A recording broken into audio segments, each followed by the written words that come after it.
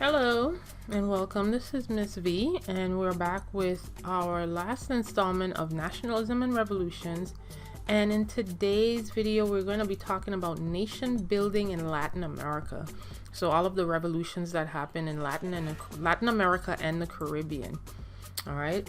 And this is the standard for this. So this is what I want you to get to. Basically being able to describe the causes and effects of all of the Latin American and Caribbean independence movements that was led by different revolutionaries, including Bolivar, de San Martin, Tusanuvato, Miguel Hildago, and some others. Okay.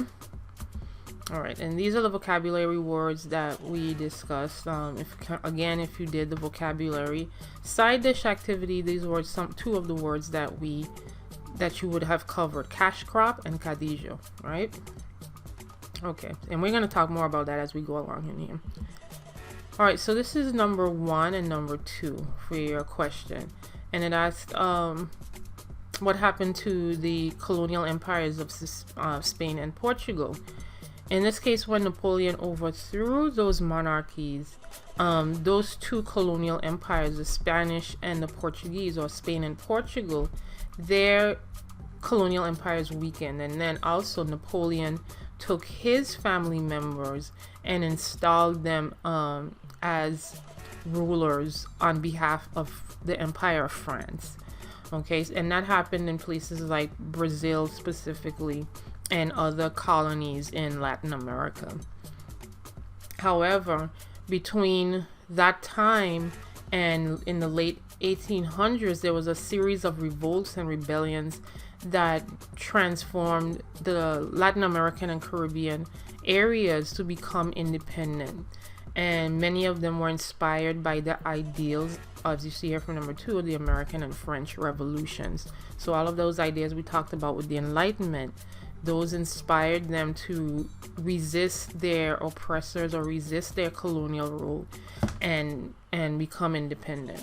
All right, so that's number 1 and 2. Okay, so this is 3, 4, and 5. Here we're talking about one of the biggest leader, or the known leader of the Haitian Revolution. His name was Francois Dominique Tusanuvato. However, most people know him, or most of us know him as Tusanuvato. And he was a Haitian that was born into slavery, and by means he was able to get himself free because of having a more tolerant and lenient master or landowner, slave master, and which allowed him to do things that most of the enslaved Haitians were not able to do. Once he was able to be free, he entered into military and became a Jacobin, and he started more of his military career becoming that leader in the 1791 rebellion in Haiti. But Saint-Domingue was the given name, or the colonial name that the French gave Haiti, but Haiti was the Native American name, and that's how come we know it as Haiti today, right?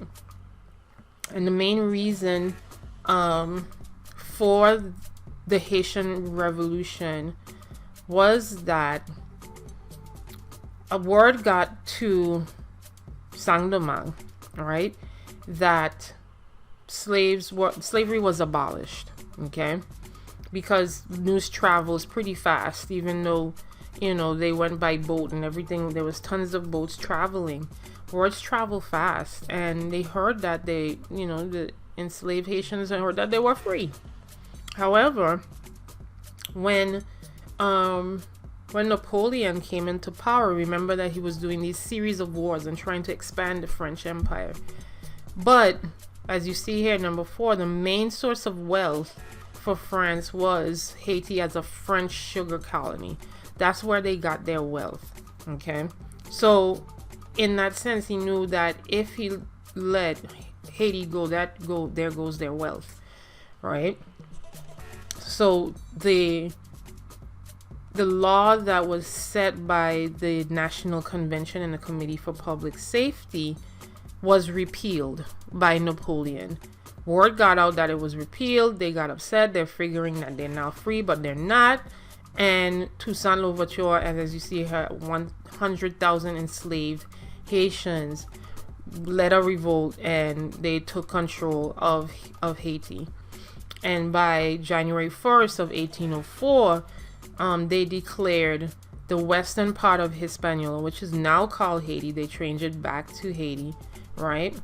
And they became the first black independent state in Latin America. So they gained their independence in 1804, and also they launched the most successful slave rebellion in history. There has been no other slave rebellion in history that has been the most successful as this one. Okay, so that is pretty much a rundown of the Haitian Revolution, and I will include a link to a documentary if you really want to know more about the Haitian Revolution. There is a great documentary about it.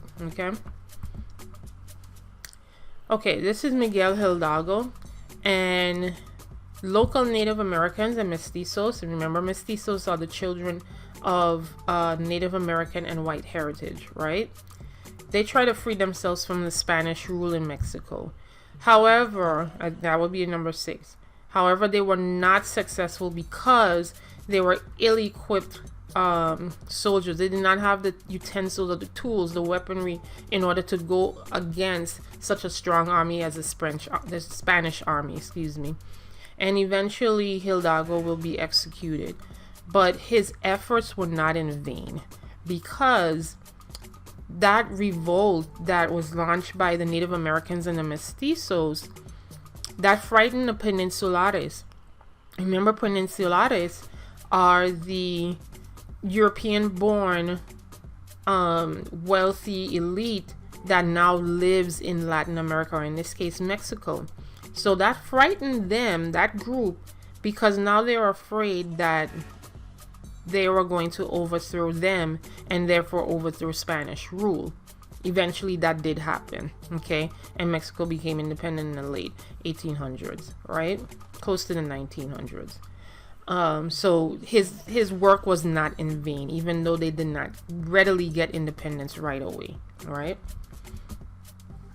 Okay, this is Jose de San Martin of Argentina. As you see here, he was a soldier, a statesman, and he became this national hero for the revolution or the rebellion that happened in Argentina, Chile, and Peru. And again, here they were combating against Spanish rule again.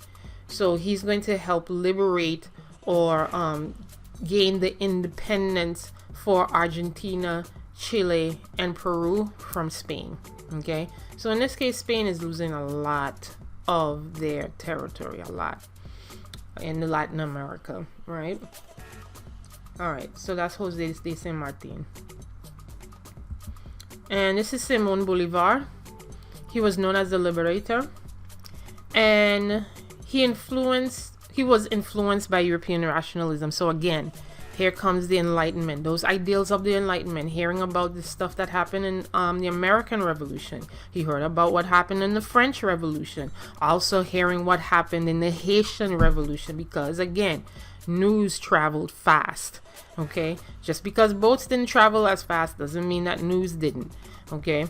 So he heard about all of those things happening, and that inspired him to move towards an independence movement for Venezuela, okay? And he began that independence movement in 1810, as you see here, and Venezuela was able to gain their independence, and also launching revolts and helping gain independence for Colombia and Ecuador, right? And then he turns around and also helps San Martin, as we talked about in the last slide, with their liberation of Peru and Lima, right?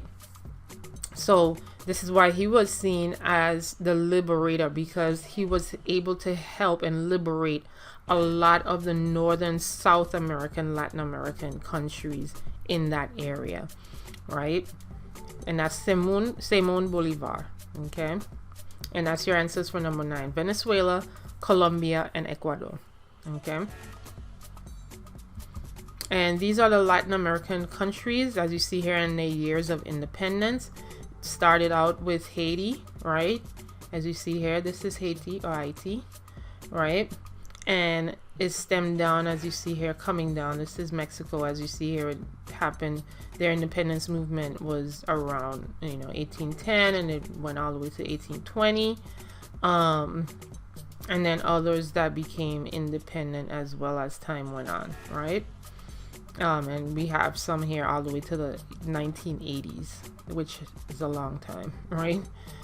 So as you see there, it took a long time. And here's little Puerto Rico, all right? And it's black because they're still not independent, okay? They're still considered a territory of the United States, okay? Just to keep that in mind. All right. So there was threats to this independence movement because many members of the Concert of Europe, so there's this group in Europe that was together, almost like a precursor to the European Union per se, somewhat like that. But they wanted to bring back Spanish control in Latin America, okay? However, your answer for number 10, the British, which is Great Britain, and the United States disagreed with that. And because both countries wanted to trade with Latin America exclusively, okay? So both countries, Great Britain and the United States, proposed a joint action to prohibit any other European countries from moving towards the Latin American independence. Okay, so the United States called it the Monroe Doctrine. It was proposed by James Monroe, the president, and he declared that Americans were off limits for any colonization efforts, meaning that they're not supposed to go in and directly colonize anywhere in Latin America that has just gained their independence. And they strongly warned, and I have that in quotations because that really means declare war, that they will seek to declare war against any European that would intervene in their independence efforts. Okay, now that was on paper, right? Technically, there was other situations where the United States did intervene in Latin American affairs, which we'll talk about later. Okay, so that's 10 and 11. This is 12, 13, and 14. This was the rule of the Caudillos. Okay, so now that many of these Latin Americans are new nations, they're newly independent, many of them that did not have the experience of being an independent nation. They didn't know what it was because they just been under colonial rule for so long. They started out as republican governments, but because of not having that experience, as you see here for number 12, that would be your answer for number 12. There were many strong leaders that came about, and they were called caudillos, right? And they ruled very forcefully using their military force, and was supported by those landed elites, the peninsulares, because they ruled so strongly, right? And of course, because they supported, the landowners, because that's where they were getting their wealth from, right? But some of them did help their new independent countries by building roads and canals and ports and schools, right? Which is beneficial, which was important for newly independent countries. However, some of those caudillos were very destructive as well and brought the economy down for their countries, okay? So that's 12, 13, and 14. And this is some of them, as you see here. Santa Ana of Mexico, Benito Juarez of Mexico, and De Rosas of Argentina. And as you see, if you take a look, these two obviously are military because of their regalia, right? And of course, Benito is not wearing his regalia in this picture, or in this drawing right here. Okay, and this is 15, 16, and 17.